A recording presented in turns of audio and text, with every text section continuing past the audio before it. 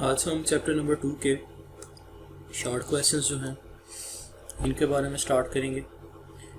तो सबसे पहले हमारे पास क्वेश्चन नंबर 2.1 फर्स्ट क्वेश्चन में वो पूछ रहे हैं कि define the terms unit vector, position vector and components of a vector. आपने ये तीन डेफिनेशंस जो हैं वो इसके अंदर बतानी है कि यूनिट वेक्टर क्या होता है, पोजीशन वेक्टर क्या होता है और कंपोनेंट्स ऑफ वेक्टर क्या होता है। तो सबसे पहले यूनिट वेक्टर की डेफिनेशन क्या है। A vector whose magnitude is 1 is called unit vector. एक ऐसा वेक्टर जिसका मैग्नीट्यूड 1 होता है उसको हम यूनिट वेक्टर कहते हैं। It is usually used to indicate the direction of a vector. और इसका काम क्या है कि ये किसी भी वेक्टर की डायरेक्शन को शो करने के लिए इस्तेमाल होता है। मैथमेटिकली हम इसको लिख सकते हैं ए हैट के साथ। याद रखें जिस भी अल्फ़ाबेट के ऊपर ये हैट का निशान हो इसका मतलब है कि ये एक यूनिट वेक्टर होता है और इसका फार्मूला होगा वेक्टर ए डिवाइडेड बाय ए का मैग्नीट्यूड। तो ये है यूनिट वेक्टर की डेफिनेशन और साथ उसका फार्मूला। सेकंड है position vector.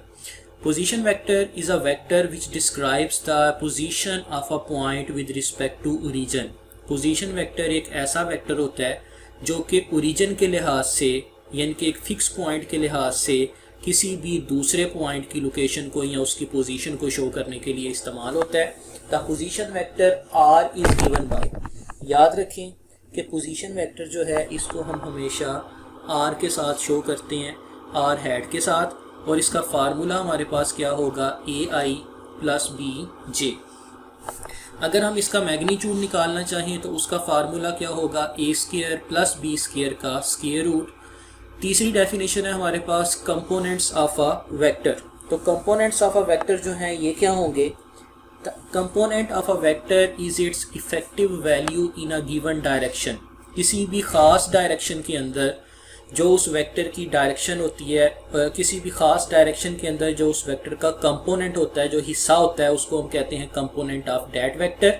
And a vector is the resultant of its component. और कोई भी वेक्टर जो है वो उसके कंपोनेंट्स का रिजल्टेंट होता है। तो याद रखें ये आपके पास तीनों डेफिनेशंस मौजूद हैं, unit vector, position vector and components of vector. Next question है 2.2। The vector sum of 3 vectors gives a zero resultant. वो कह रहा है कि जी आपके पास 3 वेक्टर्स हैं, अगर हम उन तीनों को सम करें तो उसका रिजल्टेंट क्या आ रहा है, 0। What can be the orientation of the vectors? आपने बताना है कि उन वेक्टर्स की तरतीब क्या होगी। यानी कि सिंपली आपने बताना ये है कि हम 3 वेक्टर्स को किस तरीके से सम करें कि उनका सम जो है वो क्या निकले, 0। तो याद रखें if the 3 vectors are represented by 3 sides of a triangle। अगर आपके पास एक ऐसा वेक्टर है जिसको आप तीनों को जो है वो वेक्टर की ट्रायंगल के साथ शो कर रहे हैं और अगर उनके दरमियान जो है वो 120 डिग्री का एंगल बन रहा है तो उनका सम क्या होगा, 0। जैसे आप यहाँ पे देख सकते हैं कि एक वेक्टर हमारे पास ए है, इसमें हम ऐड कर रहे हैं बी को और बी के हेड के साथ हम ऐड कर रहे हैं सी की टेल को। अब देखें कि जहाँ से ये वेक्टर स्टार्ट हुआ वहीं पे आके ये ख़त्म हो गया, तो हमारे पास रिजल्टेंट ड्रा करने की कोई जगह नहीं है। तो अगर हम हेड टू टेल रूल के साथ ए के अंदर बी को ऐड करें, बी के अंदर सी को ऐड करें, तो इस ओरिएंटेशन के अंदर इनका जो सम है उसका रिजल्टेंट हमेशा क्या निकल आएगा, 0। नेक्स्ट है क्वेश्चन हमारे पास 2.3। Vector lies A lies in the X Y plane. एक वेक्टर ए है जो कि एक्स वाई प्लेन के अंदर मौजूद है। For what orientation will both of its rectangular components be negative. आपने बताना है कि किस डायरेक्शन में या किस तरतीब में इसके दोनों कंपोनेंट्स नेगेटिव होंगे। And for what orientation will both of it's components have opposite science. और किस ओरिएंटेशन के अंदर उसके साइंस ऑपोजिट होंगे। अब देखेंगे हमारे पास जो रेक्टेंगुलर कंपोनेंट्स हैं वो कुछ इस तरह से होते हैं। ये आपके सामने ड्रॉ हैं, 4 कोऑर्डिनेट्स हमारे पास होते हैं। फर्स्ट क्वाड्रेंट के अंदर एक्स वाई पॉजिटिव होता है, सेकंड के अंदर X negative Y positive, third के अंदर दोनों ही नेगेटिव और थर्ड के अंदर एक्स पॉजिटिव होता है और फोर्थ के अंदर एक्स पॉजिटिव और वाई नेगेटिव। तो उसने सबसे पहले पूछा हुआ है कि किस ओरिएंटेशन में दोनों कंपोनेंट्स नेगेटिव होंगे। तो इसका आंसर क्या है, थर्ड क्वाड्रेंट के अंदर दोनों के क्या है, साइन नेगेटिव। फिर वो पूछ रहा है कि किस ओरिएंटेशन में दोनों के अपोजिट साइन होंगे। तो आप देख सकते हैं कि सेकंड के अंदर और फोर्थ के अंदर दोनों के साइंस एक दूसरे के अपोजिट हैं। तो बड़ा सिंपल सा इसका आंसर है कि सेकंड क्वाड्रेंट के अंदर जो है वो इनका साइंस अपोजिट नेगेटिव है, थर्ड के अंदर साइंस जो है वो नेगेटिव है, और सेकंड में और फोर्थ में दोनों के अंदर इनके साइंस जो है वो एक दूसरे के क्या है, अपोजिट है।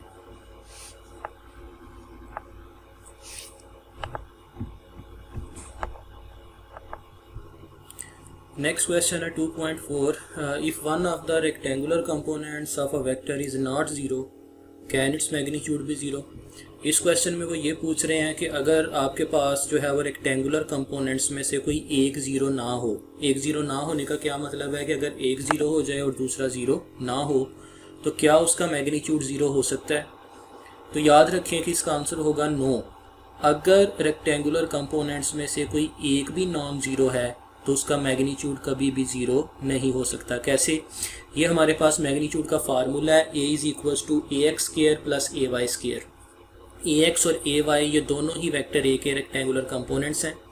अगर फ़र्ज़ करें हम ए एक्स को ज़ीरो ले लेते हैं लेकिन ए वाई को ज़ीरो नहीं लेते, उसको ए वाई के बराबर रहने देते हैं, तो देखिए अगर एक नॉन ज़ीरो है तो क्या होगा कि zero square plus A Y square, इसका आंसर किसके बराबर आएगा, ए वाई के। तो इसका मतलब है कि अगर एक भी नॉन ज़ीरो है तो इसका मैग्नीट्यूड जो है वो कभी भी ज़ीरो नहीं आ सकता। नेक्स्ट है question 2.5, can a vector have a component greater than vectors magnitude. क्या किसी वेक्टर का जो कंपोनेंट है वो वेक्टर के मैग्नीट्यूड से ग्रेटर हो सकता है। तो इसका आंसर भी दो तरह से हम कर सकते हैं कि कंपोनेंट ऑफ वेक्टर जो है वो कभी भी वेक्टर के मैग्नीट्यूड से ग्रेटर नहीं हो सकता, क्योंकि देखें कंपोनेंट का मतलब होता है पार्ट या हिस्सा। किसी भी चीज़ का हिस्सा पूरी वैल्यू से यानी कि होल वैल्यू से बड़ा नहीं हो सकता, इसीलिए कभी भी किसी भी वेक्टर का जो कंपोनेंट है वो उसके मैग्नीट्यूड से यानी कि उसके रिजल्टेंट से ग्रेटर नहीं हो सकता। सेकंड केस इसके अंदर क्या है कि अगर हम दो वेक्टर्स को 120 डिग्री के एंगल के ऊपर रख के ऐड करें तो फिर उनका जो रिजल्टेंट है वो मैग्नीट्यूड के बराबर आ सकता है, ग्रेटर फिर भी नहीं होगा। यानी कि ग्रेटर तो किसी सूरत में भी नहीं हो सकता, इक्वल हो सकता है। और वो किस केस में है कि अगर दो वेक्टर्स को जो कि सेम मैग्नीट्यूड के हैं उनको 120 डिग्री के एंगल पे ऐड किया जाए। नेक्स्ट है question 2.6, can the magnitude of a vector have negative value. क्या किसी वेक्टर का जो मैग्नीट्यूड है वो नेगेटिव में आ सकता है। तो इसका आंसर भी नो होगा और उसकी रीज़न देखते हैं कि क्या है। याद रखें कभी भी किसी वेक्टर का मैग्नीट्यूड जो है वो नेगेटिव नहीं हो सकता, क्योंकि ये हमारे पास वेक्टर का फार्मूला है ए X square plus A Y square का स्क्वायर रूट। अब देखें इसके अंदर आपको दो कंपोनेंट्स नज़र आ रहे हैं, एक ए एक्स है और दूसरा ए वाई। फर्ज करें अगर हम दोनों को ही नेगेटिव ले लेते हैं, -5 और -2, तो यहाँ पे आप देख सकते हैं कि -5 स्क्वायर प्लस -2 स्क्वायर, किसी भी नेगेटिव रियल नंबर का जो स्क्वायर है वो हमेशा क्या होता है, पॉजिटिव।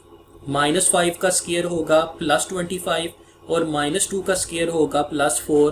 तो 25 + 4 जो है वो क्या आंसर आपके पास आ रहा है, एक पॉजिटिव आंसर आ रहा है। तो इसका मतलब है कि अगर आप रेक्टेंगुलर कंपोनेंट्स को नेगेटिव भी कर दें फिर भी उसका मैग्नीट्यूड नेगेटिव में नहीं आ सकता।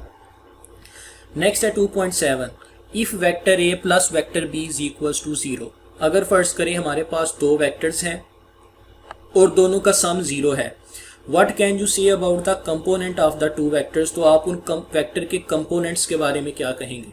देखें ज़रा, अगर दो वेक्टर्स का सम 0 है तो इसका मतलब है a प्लस बी 0 हुआ। तो अगर हम b को दूसरी साइड पे ले जाएं तो a किसके बराबर आ जाएगा, -b के। इसका एक मतलब ये भी है कि दोनों का सम 0 है, और दूसरा इसका मतलब ये है कि दोनों का मैग्नीट्यूड बराबर है लेकिन डायरेक्शन अपोजिट है। तो इसका मतलब है कि हम इनके कंपोनेंट्स को भी एज इट इज़ लिख सकते हैं। ए वेक्टर आएगा AXI plus AYJ, B vector के कंपोनेंट्स आएंगे BXI प्लस BYJ। तो इसका मतलब ये हुआ कि जिस तरह से दोनों वेक्टर्स एक दूसरे के इक्वल या अपोजिट हैं तो उनके कंपोनेंट्स भी एक दूसरे के इक्वल और अपोजिट होंगे। यानी कि AX बराबर होगा -BX के और AY बराबर होगा -BY के। तो बहुत ही सिंपल सी बात है कि अगर दो वेक्टर्स एक दूसरे के इक्वल और अपोजिट हैं तो उनके कंपोनेंट्स भी एक दूसरे के इक्वल और अपोजिट होंगे।